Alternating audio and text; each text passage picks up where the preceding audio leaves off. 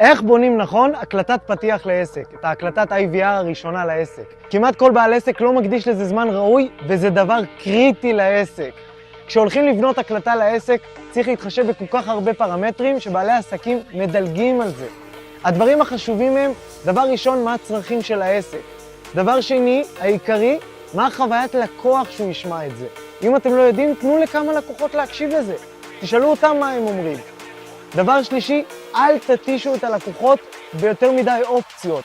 תעשו את זה כמה שפחות אופציות כדי שהלקוח יהיה לו יותר קל להבין מה אתם עושים.